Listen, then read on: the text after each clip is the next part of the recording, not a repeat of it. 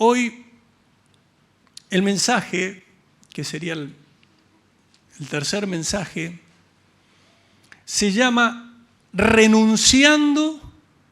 Uno dice, ¿a qué tengo que renunciar? Renunciando a la impiedad.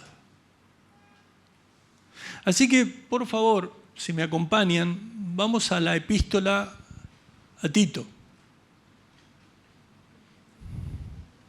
¿Cuántos quieren realmente y cuántos entienden que necesitamos cambiar?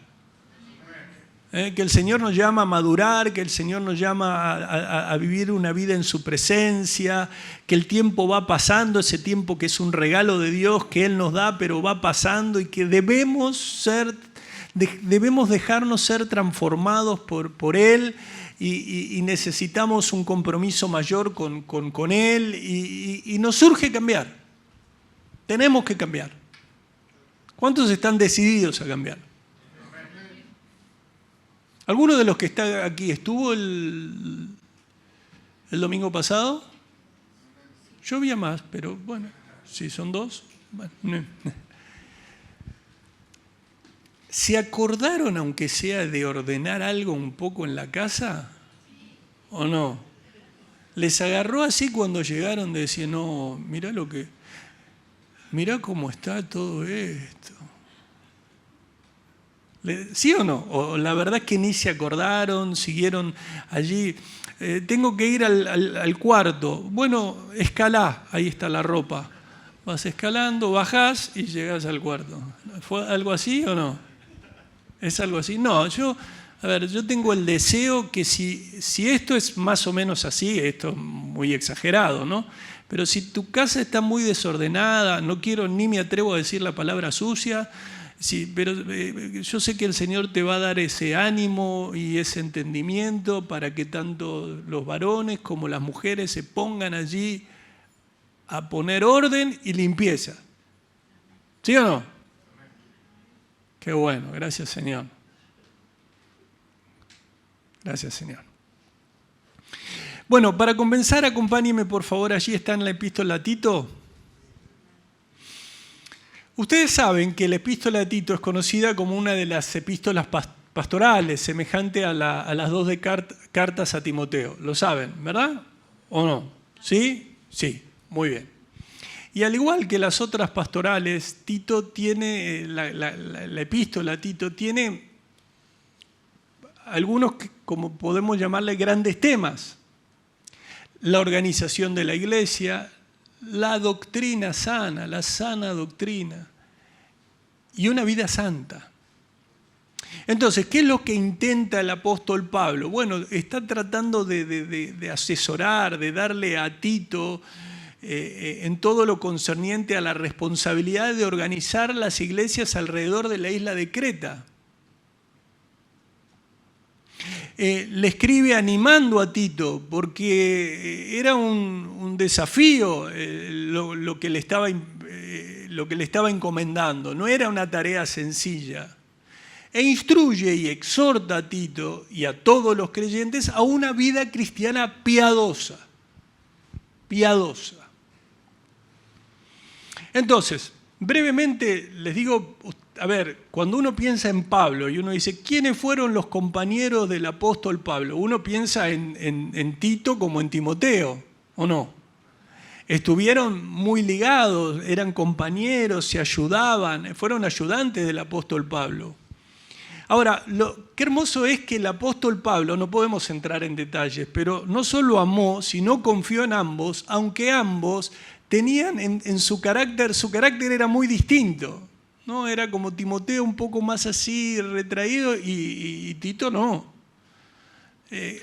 Pero él confió y estos siervos de Dios honraron ese llamado que Dios le había dado a través del apóstol Pablo y honraron esa confianza. Qué lindo es cuando alguien honra la confianza y el amor, ¿no? Cuando te aman y confían en vos y con el paso de los años se puede ver cómo la verdad es que fuiste una persona confiable y amorosa también, ¿no? Qué hermoso que se diga eso dentro del pueblo de Dios.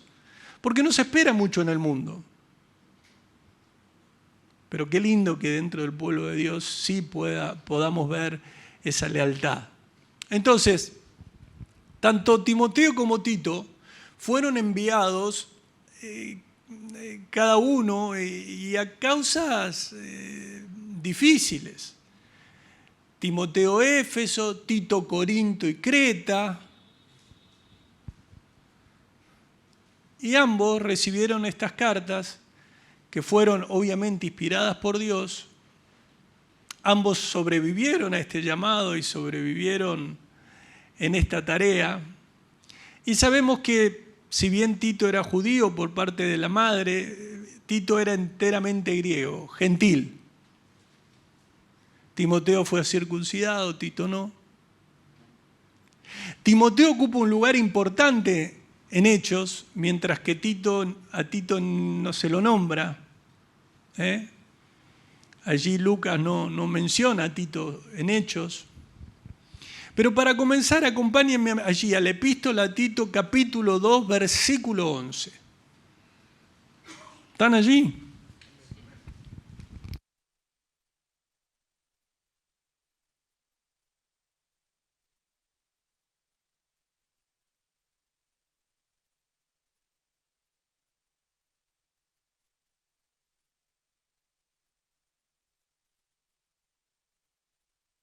Muy bien, yo también estoy aquí, pero llené el vaso de agua. Bueno, leemos, así dice la santa palabra de Dios. Versículo 11 del capítulo 2 de Tito. Porque la gracia de Dios se ha manifestado para a todos, enseñándonos que renunciando a la impiedad y a los deseos mundanos, vivamos en este siglo sobria, justa y piadosamente, aguardando la esperanza bienaventurada y la manifestación gloriosa de nuestro gran Dios y Salvador Jesucristo, quien se dio a sí mismo por nosotros para redimirnos de toda iniquidad y purificar para sí un pueblo propio, celoso de buenas obras. Versículo 15. Esto habla y exhorta, reprende con toda autoridad, nadie te menosprecie. Hasta allí. Amado Padre, te damos gracias, Señor, por la posibilidad que nos has dado de poder leer juntos tu santa palabra. Necesitamos de ti, necesitamos el obrar del Espíritu Santo, Señor, no solo para que se pueda exponer, sino para que toque cada uno de nuestros corazones, para poder procurar ponerla por obra en el poder del Espíritu. Te damos gracias, Señor. Ayúdanos en el nombre de Jesús. Amén. La gracia de Dios, sabemos que es la razón por la que cada uno de nosotros, por la que cada uno de los miembros de la familia cristiana puede y debe vivir en santidad. Sin el Espíritu Santo no podemos vivir en santidad. Sin la gracia de Dios no podemos vivir en santidad. ¿Cuántos están entendiendo esto? Entonces, es un tema que lo podemos ver que se aborda a lo largo de toda la Escritura. Ahora, en esta epístola fue, como dijimos, escrita por el apóstol Pablo, divinamente inspirado, para animar a ese hermano en la fe, Tito, a quien había dejado en Creta. En el versículo 5 del capítulo 1 dice, por esta causa te dejé en Creta, para que corrigieses lo deficiente y establecieses ancianos en cada ciudad, así como yo te mandé. ¿Sí? Digamos. ¿Quién lo dejó a Tito en Creta? Pablo, una de las columnas. ¿Qué quiero decir con esto? Tito no dijo, entiendo que me tengo que quedar en Creta. Entiendo que tengo que hacer esto. Entiendo que... No. Pablo dice, te dejé en Creta para que pusieses en orden lo que quedaba por hacer. Fíjense que allí dice, corrigieses lo deficiente. Nunca es lindo que alguien venga y tenga que corregir lo deficiente. Digamos que ya de por sí muchos habrán puesto la mirada en Tito. Tito, ¿no te podés ir con Pablo, Tito? ¿No te podés ir con el apóstol? Y él le debía decir, no. Que también estableciese ancianos en cada ciudad como yo te mandé. O sea, él no dijo, bueno, de repente a mí se me ocurre que tengo que en cada ciudad... No. Hay un orden. Y la tarea era tan compleja que ahora nos vamos a ir dando cuenta que no hay forma de que fuera una tarea que si no viene realmente guiada por Dios y de acuerdo al diseño de Dios para la iglesia, es imposible llevar adelante. Entonces, el apóstol le encomendó a Tito que ponga en orden la obra de la iglesia, ¿no? De esa iglesia que ya estaba. Y esta carta aconseja a Tito respecto a las cualidades que debían buscarse en los líderes de la iglesia. Ustedes si leen allí la carta a Tito se van a dar cuenta que dice. Ahora, Creta, ubicada al sudeste de Grecia, tenía unas... ¿Les interesa las millas y todo eso? Bueno, unas 150 millas, aproximadamente 240. A lo que voy es que de largo por unos 35 millas, 56 kilómetros de ancho, por lo que es la de mayor extensión en el Mediterráneo. Escuchen esto, era la isla de las 100 ciudades. Uno cuando dice, y establecieses anciano en cada ciudad, y uno dice, bueno, está Creta, hay otra ciudad y otra ciudad. Tiene que buscar dos, el Señor le va a mandar dos, y tac, tac. No era así. Era una tarea, ¿me entienden, no? Importante.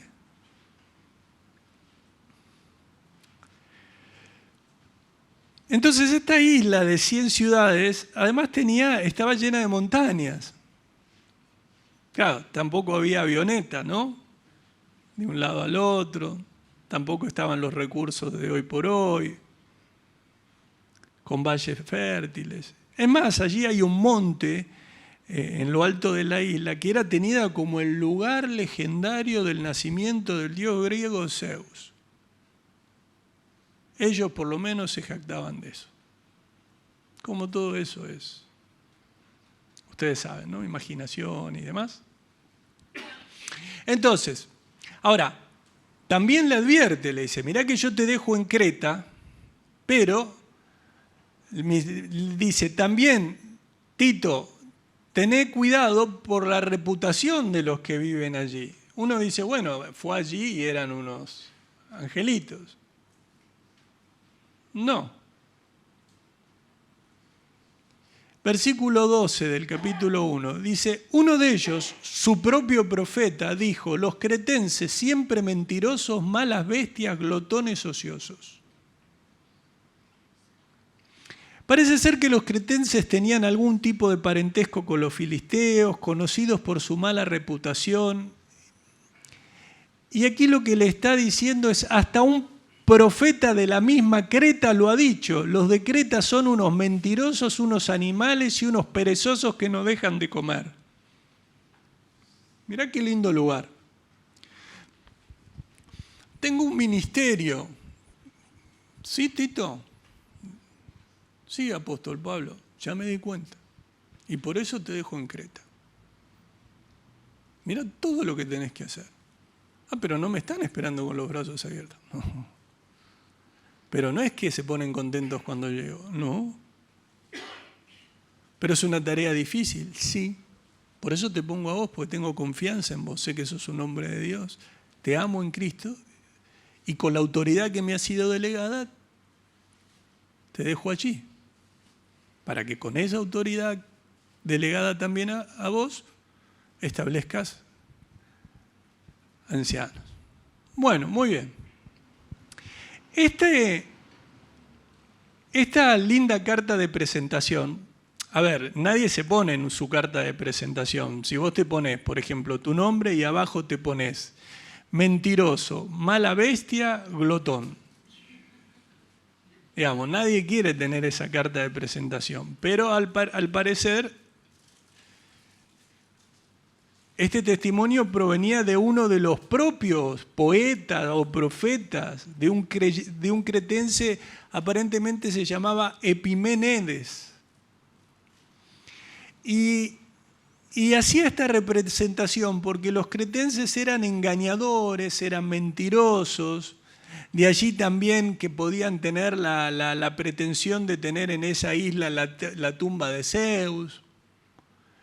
Pero la reputación de los cretenses de ser mentirosos era, ellos mentían con el fin egoísta, o sea, ellos querían lograr algo para ellos y para eso mentía. ¿Te suena algo? ¿A alguien? Querían obtener algo para ellos y con ese propósito mentían. ¿Hola? No, aquí no. A lo mejor ese yo que fuiste antes de Cristo, sí, ese estaba plagado de eso. Vida de mentira, vida de egoísmo, ¿o no? La maravillosa obra de Dios, ¿no? Gracias, Señor. Muy bien. Allí había un nombre, cretismo, que significa conducta cretense. No cretino, que algunos dicen de ahí viene la palabra cretino, aparentemente no. Pero cretenciar era hablar como cretense, que significa decir mentiras, engañar. O sea, si vos hoy querés ojo hermanos, porque alguno va a decir, ay sí, mi vecina cretensea. Se hacen los espirituales y lo que están diciendo que es una mentirosa. No, no. Cretenciar era hablar como cretense, que significaba mentir, engañar y todo lo demás. Yo no sé si ustedes recuerdan, pero tiempo atrás, cuando hablamos de Corinto, en Corinto, que también fue otro de los lugares donde tuvo que ir, había en castellano se diría corintianizar, que significa comportarse inmoralmente como un corintio.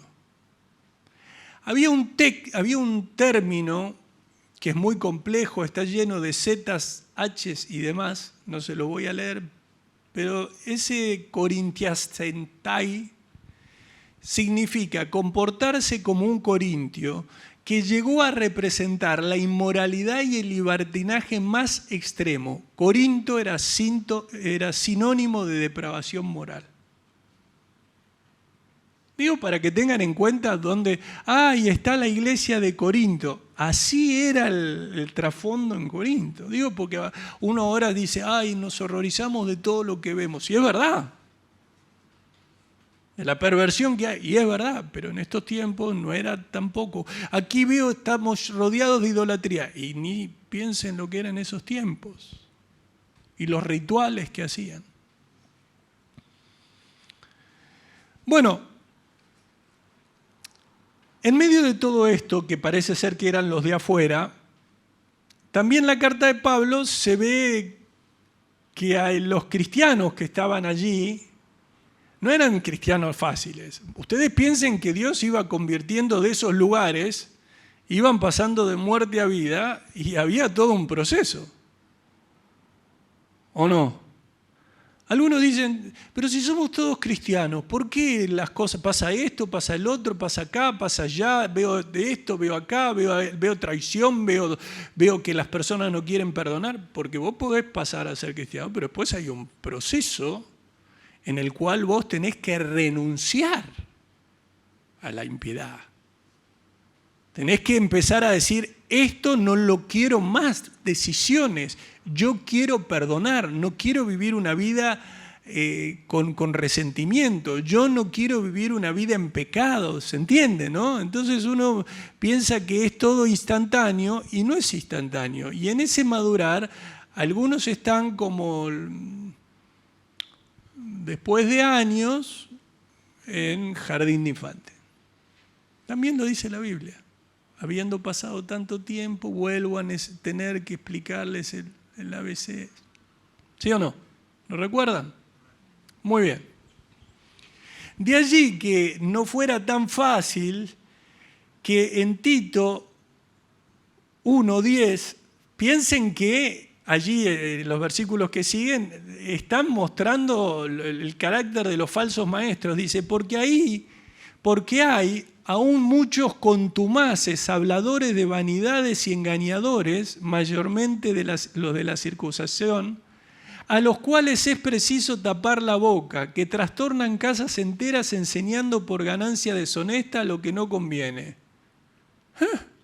Mirá Tito. Tito se tenía que encontrar con lo que estaba afuera y con lo que estaba adentro, y los que estaban adentro tenían actitudes, ¿no?, muy erradas, muy fuera de la fe, falsos maestros, y él tenía que hacerle frente a todo. Y repito, sin el WhatsApp del apóstol Pablo. No le podía preguntar a cada minuto, ¿y qué hago? ¿Y qué hago, apóstol? Pasó esto, mire, acá están, se los muestro. No. De allí qué bondad es cuando tenemos el entendimiento que, si bien no tenía esa cercanía con Pablo por la distancia, sí el Espíritu Santo y sí el Señor estaba con él en el lugar donde a él lo habían encomendado. Por eso es tan importante estar en la voluntad de Dios. ¿Por qué? Porque los desafíos son grandes. ¿Por qué? Porque los de Corinto son bravos. ¿Por qué? Porque los de Creta son bravos. Los de afuera y los de adentro.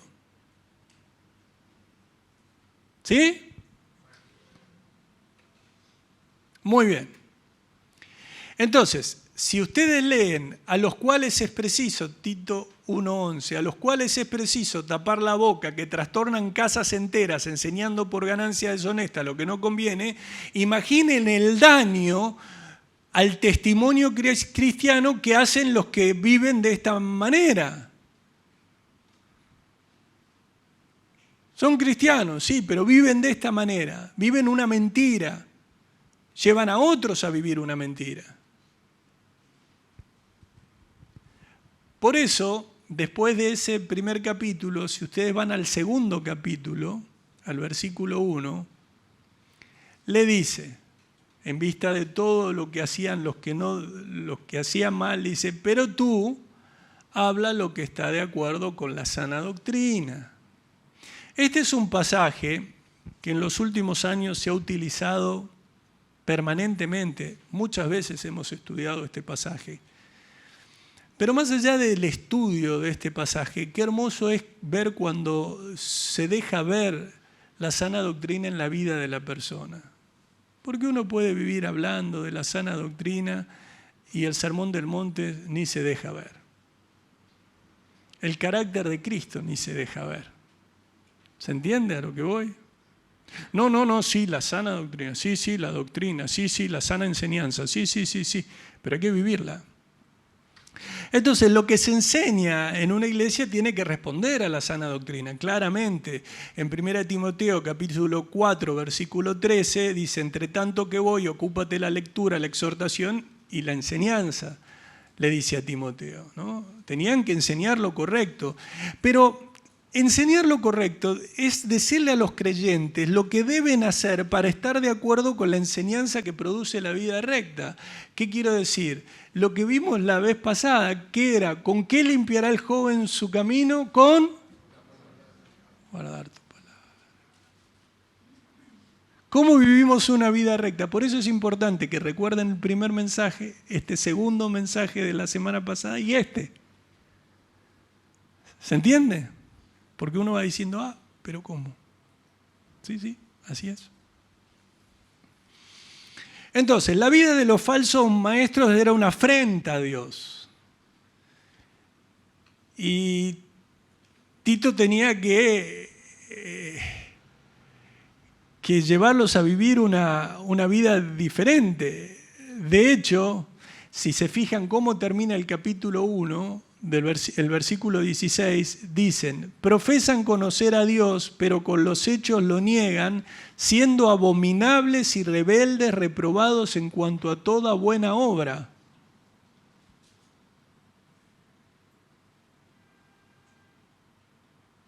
Ahora, piensen ustedes que había gente a la que claramente el concepto era este. Dicen que conocen a Dios, pero todo lo malo que hacen demuestra que no lo aceptan. Son muy malos, se niegan a obedecer y no son capaces de hacer nada bueno.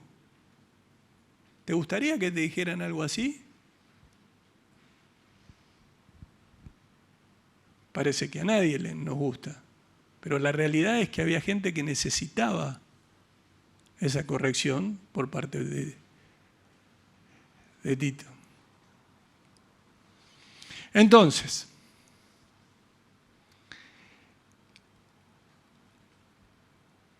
esta gente, con la conducta que tenía, negaban las grandes verdades de la fe. Y el apóstol Pablo le dice: bueno, Tito, no solo a Tito, a todos los verdaderos siervos de Dios, es tiempo de enseñar lo que está de acuerdo con la sana doctrina. Por eso él imagínense que tenía que ir poniendo personas responsables. No es tan sencillo.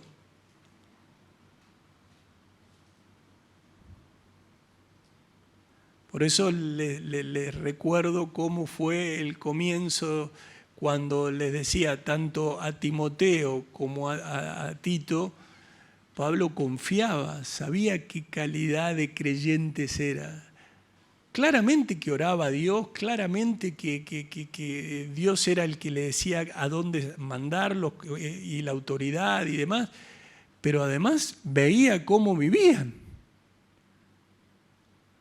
¿Se entiende lo que voy? Hay que ver, porque los falsos maestros vivían que era un desastre. Entonces, un cristiano debe vivir de una manera diferente. Entonces Pablo podía decir: no lo conozco a Tito, lo conozco a Timoteo. Por eso les estoy encomendando estas tareas tan difíciles. Siempre hay una parte que tiene que ver con que Dios nos da un cerebro para que pensemos. ¿Cuántos están entendiendo esto? Bueno, la tarea de Tito no era nada sencilla, y sobre todo que había un abismo entre los labios del pueblo y la vida de ellos. Una cosa decían, otra cosa hacían. ¿Puede aplicar a este tiempo? Es la Biblia. Aplica a este tiempo.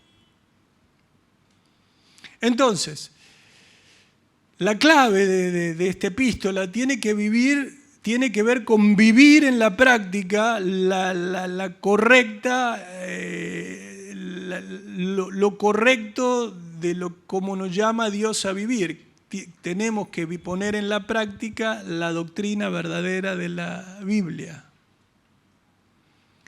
Los siguientes versículos dan ejemplos prácticos de lo que son estas buenas obras y que debían tener. Fíjense que Tito 2:2 dice que los ancianos sean sobrios, serios, prudentes, sanos en la fe, en el amor, en la paciencia. ¿Están allí?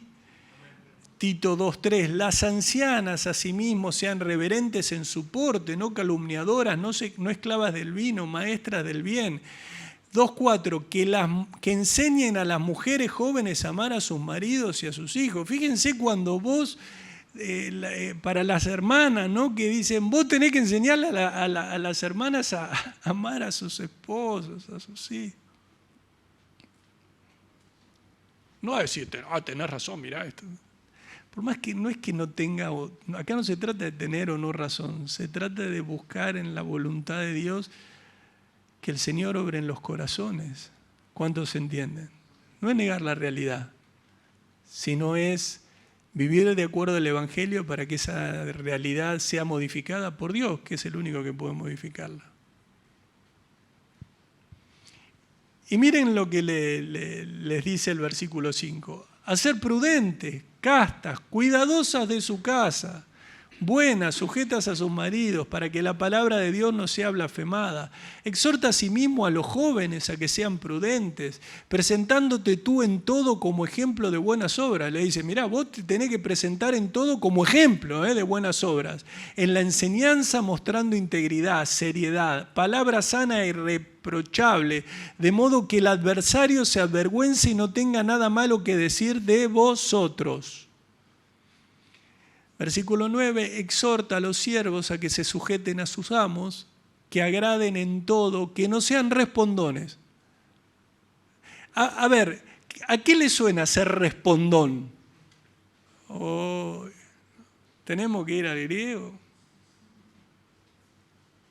Viste que hay personas que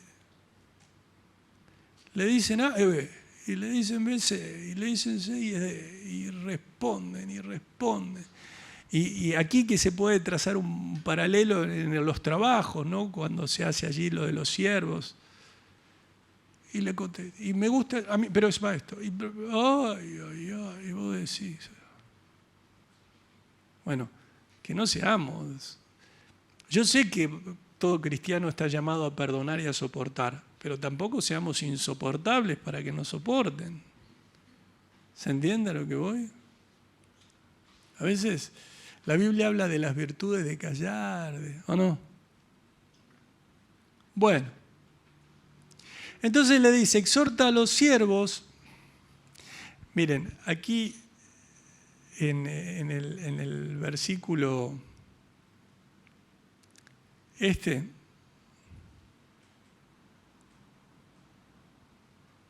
exhorta a los siervos. Denme un segundo.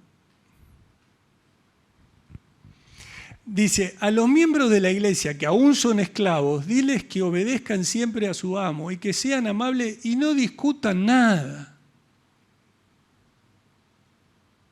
No discutan nada, no vivan discutiendo, no sean respondones.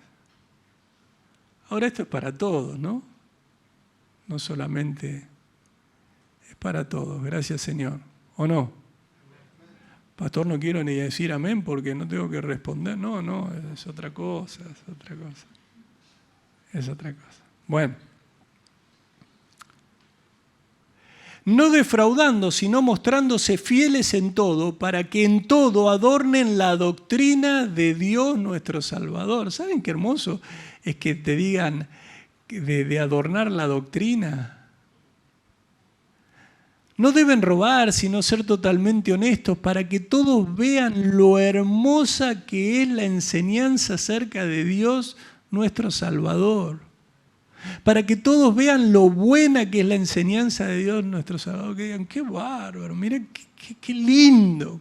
Mira estas vidas transformadas, mira estos hombres que son esclavos. Sin embargo, fíjate cómo honran a su Dios con la manera en que se comportaban. Obviamente, muchos años atrás vemos el ejemplo de José, ¿no? Que fue llevado esclavo a la casa de Potifar, pero que él se mantuvo en santidad. Pero aquí eran cristianos llenos del Espíritu Santo en un nuevo pacto, en un pacto renovado. Muy bien. Versículo 11. Porque la gracia de Dios se ha manifestado para todo, para salvación a todos los hombres. Muy bien, la gracia de Dios, uno puede llamar y puede decir, bueno, ese favor de Dios, ese favor activo de Dios que otorga el más grande de los dones, ¿no? Porque a quienes merecen el mayor de los castigos, merecíamos el mayor de los castigos y Dios nos ha dado vida eterna en Cristo Jesús. ¿Cuántos dicen amén? Amén. Por gracia. Pero aquí también podemos ver, como no es una simple referencia al atributo de Dios, de la gracia, sino que podemos ver claramente a Jesús mismo, quien es la gracia encarnada, quien es el regalo supremo de Dios a esta humanidad perversa caída. No, recuerden, y aquel verbo fue hecho carne y habitó entre nosotros y vimos su gloria, gloria como del unigénito del Padre, lleno de gracia y de verdad. Entonces, esta gracia, este favor de Dios, uno dirá es para todos los hombres. No, hombres, mujeres, hombres, mujeres. Y para los niñitos, niñitas, bebés, maduros, jóvenes, mayores, ahora no quiero que van cambiando los nombres, adultos mayores, adultos más mayores. ¿Vieron que cambió? Es para todos. Es para el rico, es para el rico, es para el pobre, es para el pobre. Porque dentro del pueblo de Dios podemos ver todo eso, ¿o no? Vemos todo. Entonces nadie tiene la excusa de decir, no, bueno, pero esto no es para mí, porque pues yo ya estoy grande. El Evangelio no es para mí porque ya estoy grande. Otro dice, el Evangelio no es para mí porque yo ya estoy chico. El Evangelio no es para mí porque yo estoy en el medio. El Evangelio, no. Todos los que forman parte del pueblo de Dios, todos los que forman parte de su iglesia, todos los que han sido redimidos con la sangre del Cordero, todos en los que habita el Espíritu Santo, todos estamos llamados a vivir una vida consagrada a Dios por la gracia de Dios que se ha manifestado trayendo salvación. ¿A quién? A todos. No importa, es que yo no tengo plata, es para vos también. Es que yo tengo mucha plata, es para vos también. No hay quien se escape. ¿Se entiende? ¿Sí o no? No tiene que ver con la raza, no tiene que ver con... No hay quien se escape. El Señor pone su mano en toda vida. Claro, ninguno de estos puede vivir una vida piadosa, una vida cristiana, si no es en dependencia de Dios, ¿no? Si no es en dependencia de Cristo. Pero fíjense el versículo 12, dice, enseñándonos que renunciando a la impiedad y a los deseos mundanos, vivamos este siglo sobria, justa y piadosamente. Enseñándonos. Esta palabra es la palabra paideuo. Habla de entrenar a un niño, es decir, educar por implicación disciplinar incluso por castigo. Habla de aprender, de castigar, de corregir, de enseñar. Esta palabra paideuo denota primariamente instruir a niños, sugiriendo la idea más amplia de la educación. Entonces, muy bien, la gracia enseña, el Señor enseña, Dios enseña. ¿Cuánto dicen amén?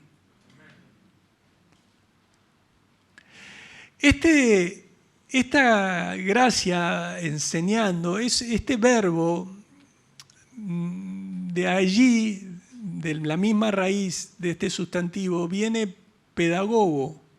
Un pedagogo es quien conduce a los niños paso a paso, paso a pasito. Así también la gracia conduce y guía suavemente. Nuestro Señor no quiere que crezcamos y que a los 2 minutos estemos en confusión. Muchas veces estamos en confusión porque a los 2 minutos de recién plantado el Señor dice, ¿estás leyendo Juan? No, me metí en internet y estoy con alguien que habla de... Claro.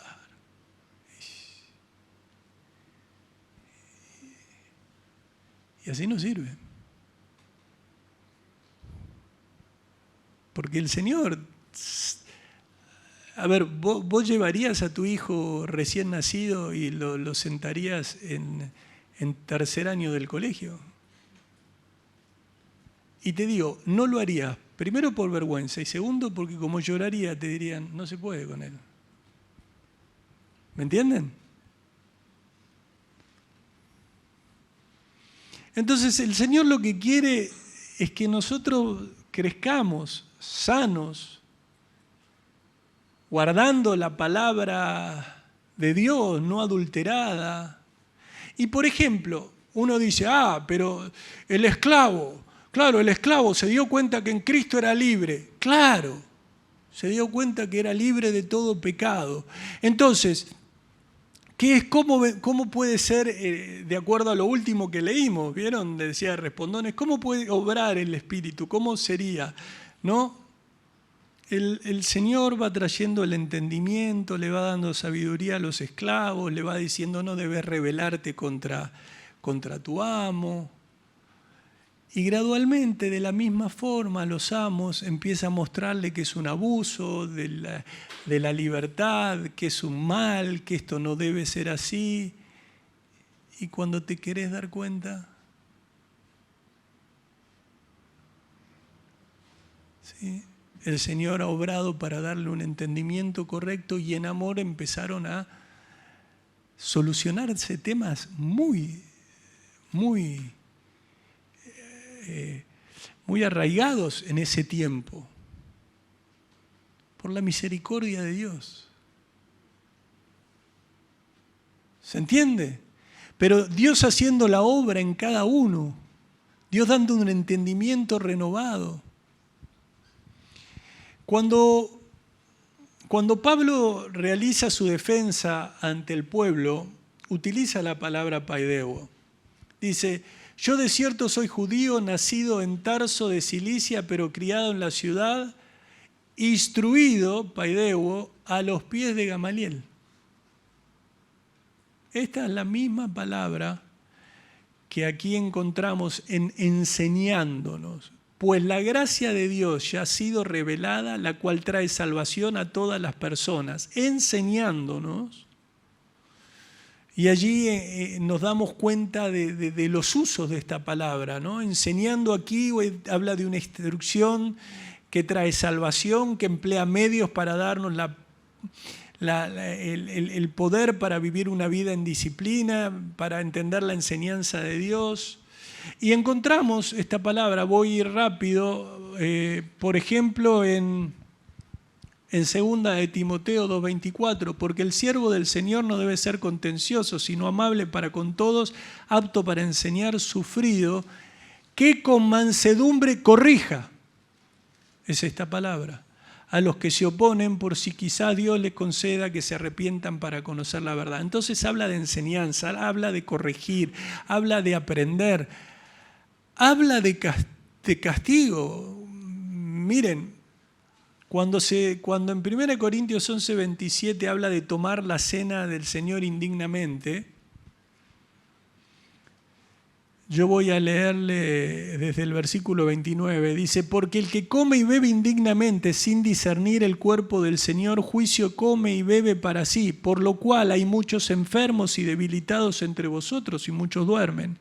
Si pues nos examinásemos a nosotros mismos, no seríamos juzgados, mas siendo juzgados somos castigados, y es esta misma palabra, paideu, por el Señor, para que no seamos condenados con el mundo. Sin embargo, cuando el Señor nos juzga, nos está disciplinando para que no seamos condenados juntos con el mundo. Así que, hermanos míos, cuando os reunís a comer, esperaos unos a otros. ¿Qué quiero decir? Allí cuando habla de enseñanza, habla de un montón de cuestiones que implican en la enseñanza. Cuando alguien va y cuando vos vas a un lugar a donde te enseñan, y sobre todo cuando sos un niño, cuando sos la enseñanza incluye un montón de cuestiones. Incluye poner límites, ¿o no? ¿Sí o no? No es simplemente enseñar un texto. Ahora imagínense el Señor obrando, la gracia de Dios obrando, y habéis ya olvidado la exhortación que como a hijos se os dirige diciendo, hijo mío, no menosprecies la disciplina del Señor, ni desmayes cuando eres reprendido por Él, porque el Señor al que ama, paideu, y azota a todo aquel que recibe por hijo. Entonces la gracia enseña, aconseja, consuela, anima, exhorta, dirige, recompensa. Por eso, cuando hablábamos de la gracia de Dios, que va más allá del atributo, va más allá es el Señor mismo, ¿no? Jesús, obrando en cada vida. Muy bien.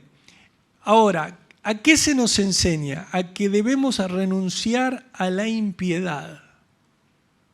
Entonces, el primer propósito que se declara es que nos está enseñando a renunciar o a rechazar, a no aceptar. Eso es lo que significa la palabra neomai. Negar, rehusar, rechazar, renunciar. Ahora fíjate que el Señor, la gracia nos enseña, el Señor nos enseña a renunciar, así como el Señor nos enseña a cómo limpiar el joven su camino y buscándole, memorizando la palabra. Bueno, ahora te dice, tenés que renunciar. ¿Cómo? Rechazar. Esta misma palabra aparece allí en Hechos 7 cuando dice a Moisés, a quien habían rechazado, diciendo, ¿quién te ha puesto de gobernante y juez? ¿Se acuerdan? Negarte.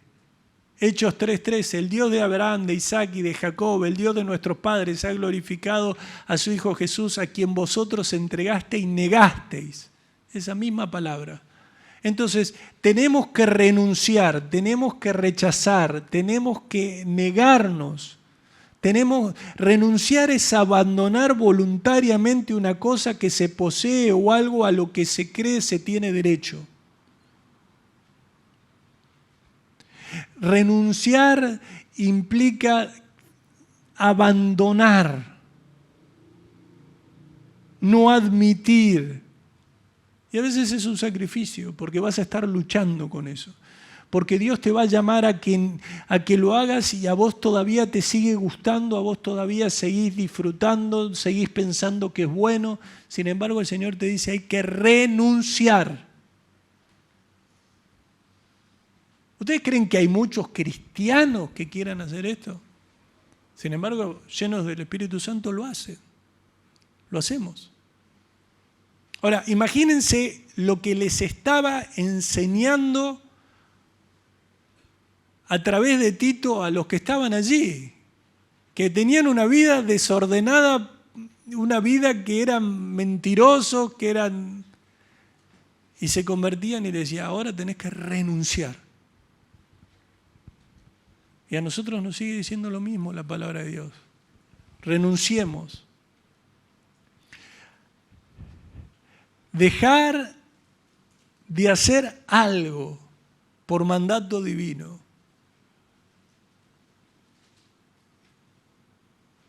Y alguno dirá, bueno, pero hay cosas que para mí son derechos. Bueno, ¿vos sabés que se puede renunciar a derechos? Hay personas que dicen, yo voy a renunciar a tal derecho que tengo. Tengo este derecho es para mí, me asiste, pero renuncio, no lo quiero. ¿Sí? Y dice renunciar a la impiedad. Impiedad es una palabra que habla de maldad, de perversidad.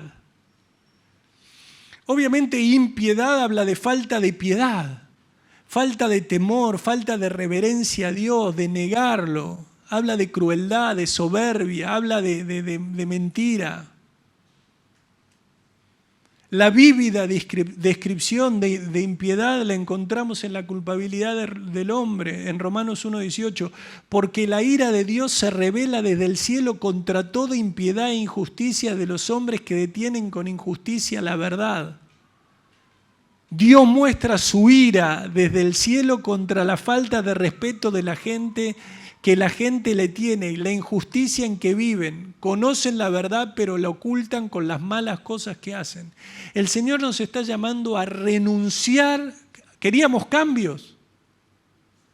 Nuestra mente debe pensar de una manera diferente. ¿Queríamos cambios? Buscar a Dios, entender a Dios, la palabra de Dios. ¿Queríamos cambios? Renunciar.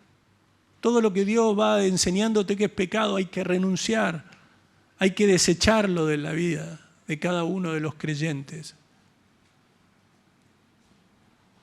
Entonces, aquí habla de toda impiedad e injusticia. La impiedad es idolatría, es inmoralidad, en el sentido más completo. Pero cuando la gracia de Dios allí entra al pecador, repudia la impiedad. El Espíritu Santo no puede estar en un lugar allí. Es un acto que no quiere vivir en un lugar que le sea agradable a Dios, no desagradable. ¿Y qué implica en lo concreto? Renunciar a las pasiones mundanas, a los deseos pecaminosos. Fíjense cómo dice allí el versículo. Que renunciando a la impiedad y a los deseos mundanos vivamos este siglo sobria, justa y piadosamente. ¿De qué habla? Del deseo sexual desordenado. ¿De qué habla? Del alcoholismo. ¿De qué habla? Del deseo excesivo de posesiones materiales. ¿De qué habla? De las personas que tienen carácter rencilloso, vanidoso, de agresividad de las personas. No améis al mundo ni las cosas que están en el mundo. Si alguno ama al mundo, el amor del Padre no está en él. Porque todo lo que hay en el mundo, los deseos de la carne, los deseos de los ojos y la vanagloria de la vida, no provienen del Padre, sino del mundo. Primera de Juan, capítulo 2, 15 y 16. Entonces, tengamos en cuenta que se nos está llamando a renunciar a todo esto y además a vivir, ¿cómo? De una manera sobria. Fíjense que habla de sobria, justa y piadosa. La sobriedad, sobriamente, hacer uso adecuado de los deseos, los impulsos que no son pecaminosos en sí mismos y vencer los que son pecaminosos. Eso es una persona que quiere vivir y quiere caminar de acuerdo a lo que Dios desea. Y lo que es pecaminoso, sacarlo de su vida. Esta sobriedad habla sobriedad nos habla de la manera en que cada uno, un hombre de Dios, una mujer de Dios debe ser moderado. Debe saber callar. No debe ser pronto para oír, tardo para hablar, tardo para airarse. Sobrio, moderado, con los deseos, la templanza y el control de los deseos y de los impulsos. Justicia. Habla de vivir una vida para con los que nos rodean, de honradez, de integridad, en los tratos con los demás. Y piadosamente, en nuestra relación con Dios, el verdadero fervor y la reverencia para el único que es objeto de adoración.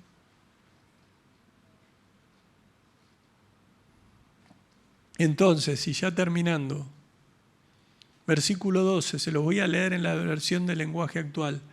Pues les ha ofrecido la posibilidad de salvarse del castigo que merecen. Ese amor de Dios nos enseña que debemos dejar de hacer el mal y no desear lo malo de este mundo. También nos enseña que en este mundo debemos ser honestos y fieles a Dios y pensar bien lo que hacemos. Aguardando la esperanza bienaventurada y la manifestación gloriosa de nuestro gran Dios y Señor Jesucristo. ¿Qué otra cosa nos está enseñando Dios? Que podemos vivir vidas consagradas mientras estamos aguardando la esperanza bienaventurada.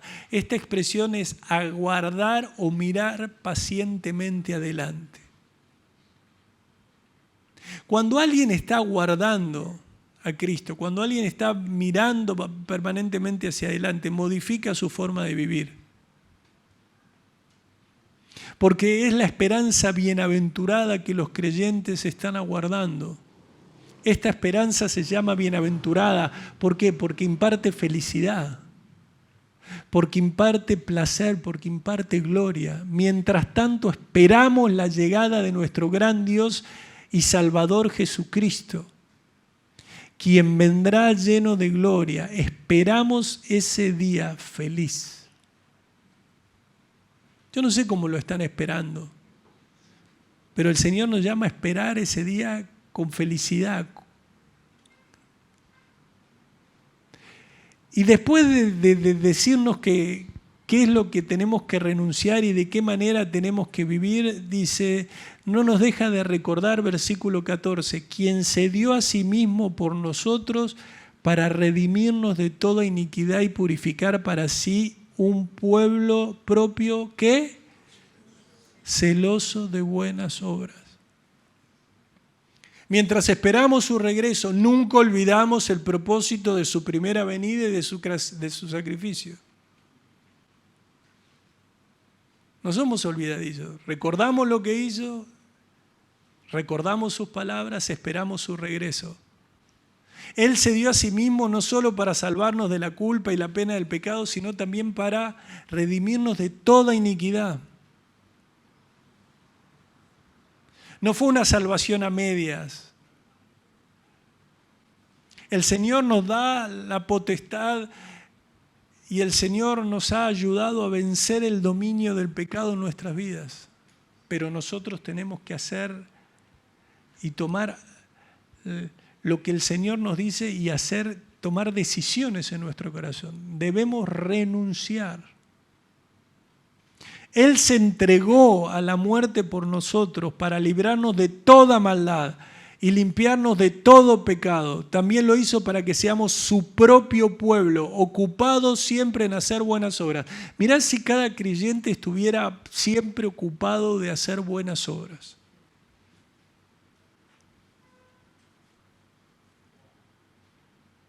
Mirá la diferencia. Por eso nos urge cambiar, amados.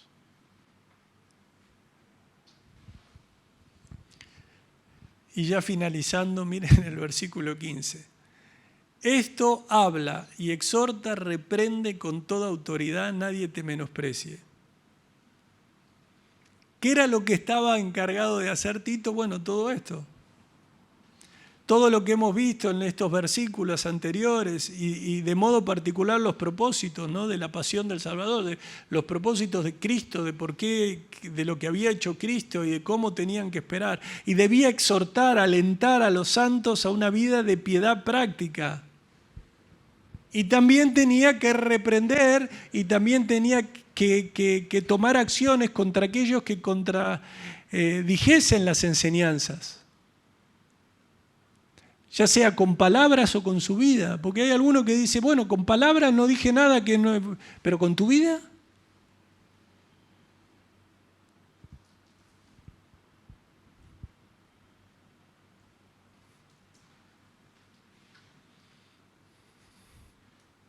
Y él podía empezar a poner excusas al hacer esto. No lo voy a decir porque se me van a enojar. No voy a decir esto porque lo van a tomar a mal. No, imagínense, la última reunión éramos 5 y si ya corregía 2, son 3 y después al final le voy a tener que escribir y quedé en Creta solo. No. Él sabía que tenía que hacer lo que Dios lo llamaba a hacer y que el Señor iba a ir poniendo, iba a ir añadiendo las almas y que a veces muchas almas no les gusta escuchar que hay que renunciar a toda impiedad, a los deseos del mundo. Y lamentablemente hoy entre las congregaciones hay una oferta de quienes te hacen cosquilla diciendo que vos podés vivir una vida cristiana sin perderte nada del mundo. Porque le dicen, no te tenés que perder nada del mundo. Eso no es. Eso era para los tiempos de antes. Esto era para los que estaban allí con Tito en Creta. Podés vivir igual que en el mundo, pero además sos cristiano. Vení y pasá un buen tiempo emocional con nosotros.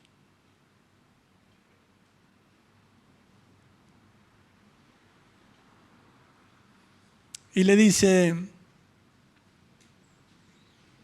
Podés hacerlo con toda autoridad porque la tenés. Y fíjense cómo termina, ¿no?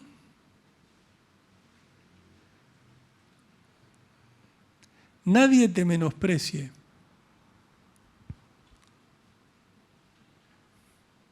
Había sido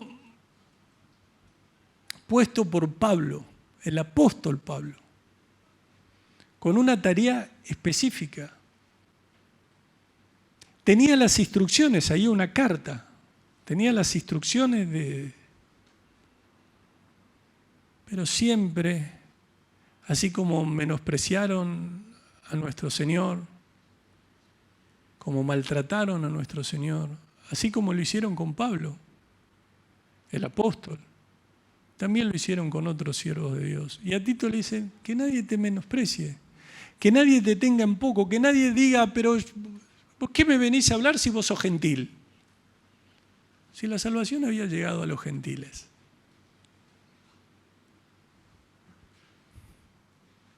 Porque siempre le iban a buscar algo, iban a intentar menospreciarlo de alguna manera. Y él le dice, predica la palabra, eso marca la diferencia. Viví una vida piadosa, corregilos cuando estén equivocados. No permitas que nadie te menosprecie, pero por sobre todas las cosas, cumplí con lo que te encomendó el Señor. ¿Cuántos van a pedirle al Señor que los ayude a renunciar a todo lo que no es bueno, a todo lo que es pecado, a todo lo que es malo, a toda maldad, a todos los deseos de este mundo, por amor a Él? Te invito a ponerte en pie.